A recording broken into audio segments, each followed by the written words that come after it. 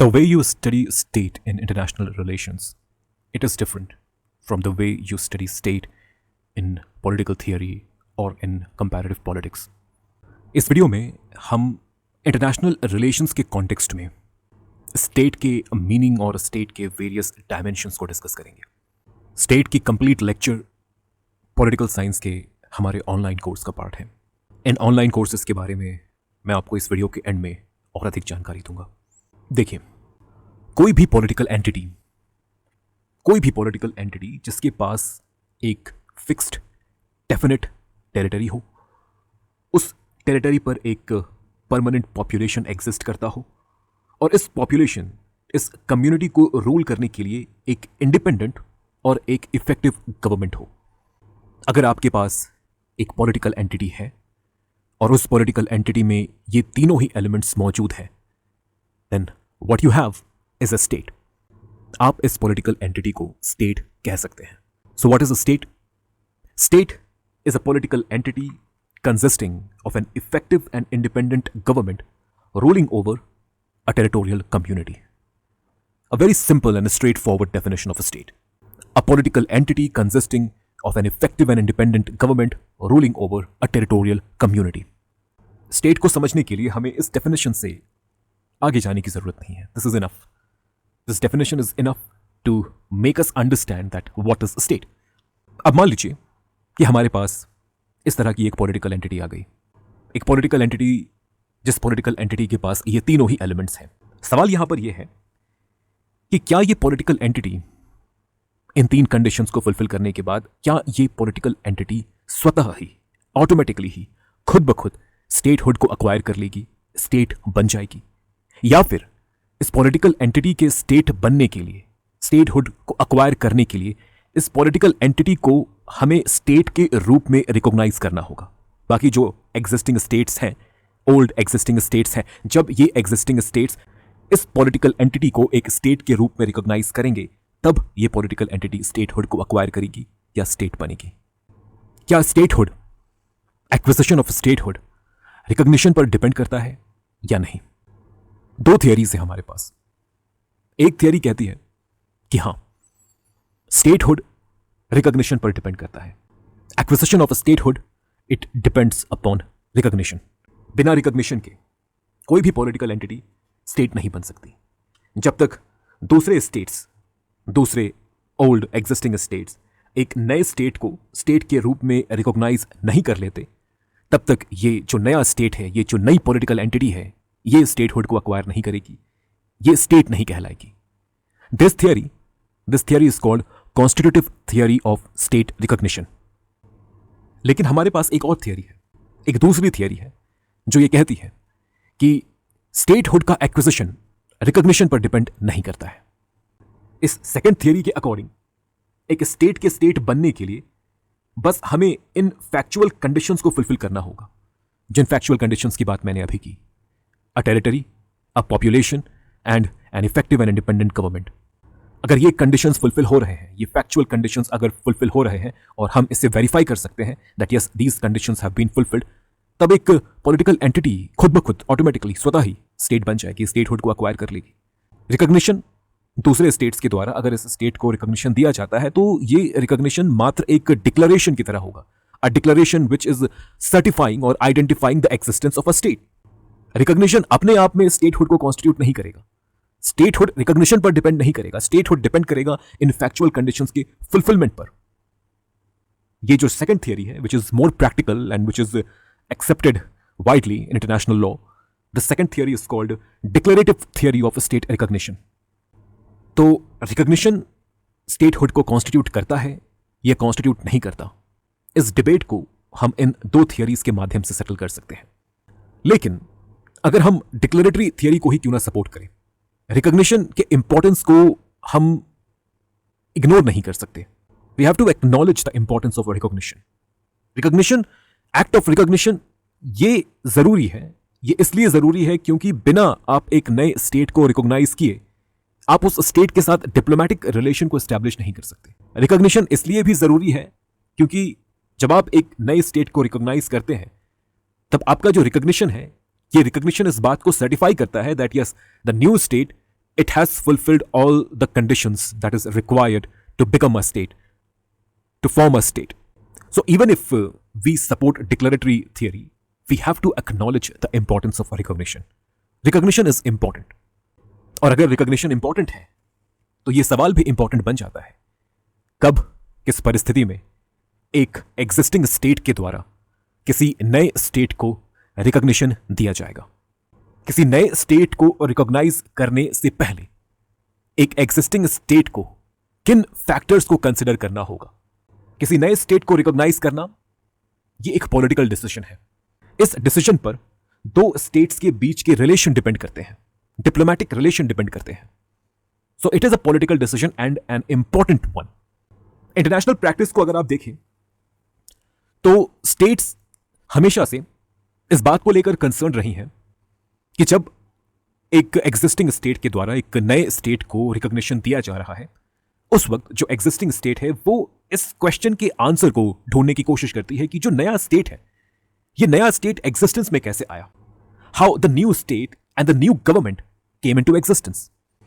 क्या ये नई गवर्नमेंट कॉन्स्टिट्यूशनल तरीके से एग्जिस्टेंस में आई है या फिर एक्स्ट्रा कॉन्स्टिट्यूशनल, नॉन कॉन्स्टिट्यूशनल तरीके से एग्जिस्टेंस में आई है, किसी रेवोल्यूशन के माध्यम से, किसी कूप के माध्यम से एग्जिस्टेंस में आई है. अगर जो नई गवर्नमेंट है ये कॉन्स्टिट्यूशनल तरीके से एग्जिस्टेंस में आ रही है, डेमोक्रेटिक तरीके से एग्जिस्टेंस में आ रही है, तो यहां पर रिकॉग्निशन ऑटोमेटिक होगा, स्पॉन्टेनियस होगा. यहां पर फिर सोचने की जरूरत नहीं पड़ेगी एक स्टेट को कि क्या हमें उस स्टेट को रिकॉग्नाइज करना है या नहीं, उस नए स्टेट को हमें रिकॉग्नाइज करना है या नहीं. अगर जो नई गवर्नमेंट है वो कॉन्स्टिट्यूशनल तरीके से, डेमोक्रेटिक तरीके से एग्जिस्टेंस में आ रही है. तो प्रॉब्लम तब होती है जब नई गवर्नमेंट नॉन कॉन्स्टिट्यूशनल तरीके से, एक्स्ट्रा कॉन्स्टिट्यूशनल तरीके से, नॉन डेमोक्रेटिक तरीके से एग्जिस्टेंस में आए, किसी रेवोल्यूशन के माध्यम से या किसी कू के माध्यम से, मिलिट्री कू के माध्यम से एग्जिस्टेंस में आए. यहां पर रिकॉग्निशन को लेकर प्रॉब्लम होती है. और यहां पर सवाल एक गवर्नमेंट को, एक नए गवर्नमेंट को रिकॉग्नाइज करने से जुड़ा होता है. एक नए स्टेट का इमरजेंस हुआ और नए स्टेट के इमरजेंस के साथ एक नए गवर्नमेंट का भी इमरजेंस हो रहा है. तो यहां पर जो प्रॉब्लम है, जो क्वेश्चन है, वो इस नए गवर्नमेंट को रिकॉग्नाइज करने से जुड़ा है. How to recognise a new government. Government के रिकॉग्निशन को लेकर इंटरनेशनल रिलेशंस में, इंटरनेशनल लॉज में 4 डॉक्ट्रिन्स एग्जिस्ट करते हैं. There are 4 doctrines which we can use for deciding whether to give recognition to a government, a new government और not. पहला doctrine है डॉक्ट्रिन ऑफ इफेक्टिव कंट्रोल. इस doctrine के तहत कहा जाता है कि अगर कोई गवर्नमेंट है, कोई नई गवर्नमेंट है, कोई नई गवर्नमेंट अपने टेरिटरी को अगर पूरी तरह से इफेक्टिवली कंट्रोल कर रही है, if there is a new government और उस गवर्नमेंट के अंतर्गत जितनी भी टेरिटरी आती है, वो न्यू गवर्नमेंट अपने पूरे टेरिटरी को इफेक्टिवली कंट्रोल करने में केपेबल है, if it is effectively controlling the entire territory, तो फिर हमें उस नए गवर्नमेंट को रिकॉग्निशन देना होगा. We have to give recognition to that new government on the basis of the fact that the government is effective and it is effectively controlling its territory. ये government कैसे एग्जिस्टेंस में आई, constitutional तरीके से, non constitutional तरीके से, ये फिर immaterial हो जाएगा. If the government is effective, we have to give recognition to that government. ये है डॉक्ट्रिन ऑफ इफेक्टिव कंट्रोल. दूसरा डॉक्ट्रिन है जिसे कहते हैं टोबर डॉक्ट्रिन और doctrine of legitimacy. Tobar doctrine, it is also called doctrine of legitimacy. ये doctrine तब यूज किया जाता है जब हम किसी नए गवर्नमेंट के नॉन कॉन्स्टिट्यूशनल नेचर को लेकर कंसर्न है. मतलब अगर कोई नई सरकार नॉन कॉन्स्टिट्यूशनल तरीके से एग्जिस्टेंस में आ रही है, यहां पर हम इस टोबर डॉक्ट्रिन को यूज कर सकते हैं. इस डॉक्ट्रिन के अकॉर्डिंग एक ऐसी गवर्नमेंट जो नॉन कॉन्स्टिट्यूशनल तरीके से एग्जिस्टेंस में आई है, हम प्राइमरली उस गवर्नमेंट को रिकॉग्निशन नहीं देंगे. हमें उस गवर्नमेंट को रिकॉग्निशन नहीं देना है. अगर एक गवर्नमेंट नॉन कॉन्स्टिट्यूशनल तरीके से एग्जिस्टेंस में आ रही है, रेवोल्यूशनरी मेथड से एग्जिस्टेंस में आ रही है, तो हम उस गवर्नमेंट को रिकॉग्निशन नहीं देंगे. लेकिन अगर इस गवर्नमेंट को अगर उस कंट्री के लोगों का समर्थन हासिल है, if this government which has come into existence through non-constitutional method, if this government enjoys legitimacy among the people, among the masses, then we can extend recognition to this government, even if the government has come through non-constitutional means or methods. लेकिन अगर इस government को लोगों का समर्थन नहीं मिला है, if this government does not enjoy legitimacy among the masses, then we should stop from giving recognition to this government. यह है टोबर डॉक्ट्रिन. तीसरा डॉक्ट्रिन है जिसे कहते हैं इस्त्रादा डॉक्ट्रिन.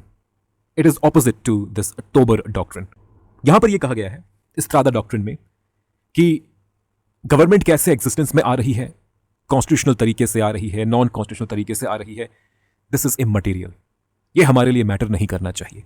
हमारे लिए बस ये मैटर करना चाहिए कि हाँ, एक गवर्नमेंट है, there is a government to control the population, to control the territory. और अगर गवर्नमेंट है, चाहे ये गवर्नमेंट किसी भी तरह से एग्जिस्टेंस में क्यों ना आई हो, हमें इस गवर्नमेंट को रिकॉग्नाइज करना होगा. We have to give recognition to this government.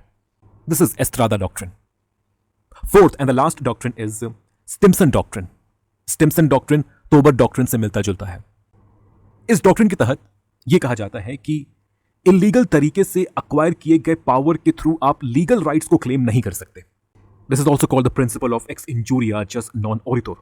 Legal rights can not derive from an illegal situation. अगर आप इलीगल तरीके से सत्ता को हासिल करते हैं, गवर्नमेंट को फॉर्म करते हैं, और फिर गवर्नमेंट को फॉर्म करने के बाद आप इंटरनेशनल कम्युनिटी से यह डिमांड करते हैं कि आपके गवर्नमेंट को लीगली रिकॉग्नाइज किया जाए, आपके गवर्नमेंट को लीगल राइट्स दिए जाए, तो यह नहीं होगा. आप इलीगल तरीके से पावर में आ रहे हैं. इलीगल तरीके से पावर में आने के बाद आप लीगल राइट्स की डिमांड कर रहे हैं, लीगल रिकॉग्निशन की डिमांड कर रहे हैं. This is not going to happen. सिर्फ वे गवर्नमेंट लीगल राइट्स और लीगल रिकॉग्निशन को डिजर्व करती हैं जो खुद लीगल तरीके से सत्ता में आई हों, लीगल तरीके से पावर में आई हों. This is called Stimson doctrine.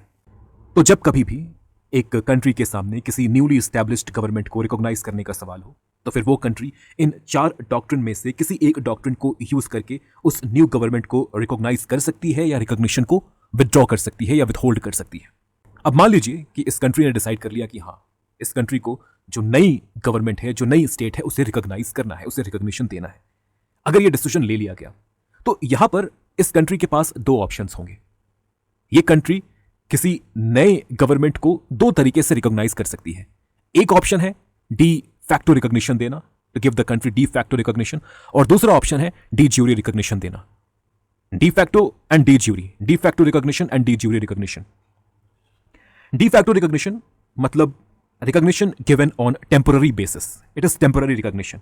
ये रिकॉग्निशन, डी फैक्टो रिकॉग्निशन तब दिया जाता है जब एक कंट्री किसी नए गवर्नमेंट के लेजिटिमेसी को लेकर, कॉन्स्टिट्यूशनल स्टेटस को लेकर पूरी तरह से सैटिस्फाइड नहीं होती. There is doubt, there is suspicion in the mind of the country which is giving recognition to this new government. और इसी डाउट, इसी सस्पिशन की वजह से इस नए गवर्नमेंट को फुल रिकॉग्निशन नहीं दिया जाता, टेम्पररी रिकॉग्निशन दिया जाता है. और टेम्पररी रिकॉग्निशन का मतलब है कि इस रिकॉग्निशन को कभी भी विदड्रॉ किया जा सकता है. This is called D facto recognition. लेकिन जब एक कंट्री किसी नए गवर्नमेंट के लेजिटिमेसी को लेकर, कॉन्स्टिट्यूशनल स्टेटस को लेकर फुल्ली सेटिस्फाइड हो, जब एक कंट्री को लगे कि हाँ, ये जो नई गवर्नमेंट है ये लीगल है, ये कंटिन्यू करेगी, ये लंबे समय तक उस कंट्री में रहेगी, in that case that new government can be given de jure recognition. De jure recognition मतलब permanent recognition. Permanent recognition, no suspicion, no doubt, permanent recognition. So these are the types of recognition and doctrines and theories of recognition that you need to know when you are studying a state under international relations and international law. State के topic के अंतर्गत और भी कई points हैं, और भी कई सब टॉपिक्स हैं जिन्हें हमने हमारे पॉलिटिकल साइंस के ऑनगोइंग कोर्सेज में कवर किया है. आने वाले जितने भी पॉलिटिकल साइंस के एग्जाम्स हैं, चाहे वो यूजीसी नेट जेआरएफ का एग्जाम हो, which is going to get conducted in the coming month of December, या यूपीपीएससी असिस्टेंट प्रोफेसर का एग्जाम हो, या आरपीएससी असिस्टेंट प्रोफेसर का एग्जाम हो, या एमपीएससी असिस्टेंट प्रोफेसर का एग्जाम हो, या किसी भी स्टेट लेवल में असिस्टेंट प्रोफेसर का एग्जाम हो, सभी पॉलिटिकल साइंस के कॉम्पिटिटिव एग्जाम्स के लिए हमारे द्वारा इन कोर्सेज को रन किया जा रहा है. पॉलिटिकल साइंस की कंप्लीट 10 यूनिट की कोर्स हम आपको प्रोवाइड कर रहे हैं, along with 5 advanced crash courses, 5 unit wise advanced crash courses. इसके साथ आपको यूजीसी नेट पेपर 1 की भी कोर्स हमारे द्वारा प्रोवाइड की जा रही है. Along with this, you are also getting PYQ analysis and answer writing tutorial in this course. तो अगर आप इन एग्ज़ाम्स की तैयारी कर रहे हैं और इन एग्ज़ाम्स के लिए आप हमारे कोर्सेज से हेल्प लेना चाहते हैं, then you can contact to us through WhatsApp on the given number for more details and for enrollment. Thank you so much for listening.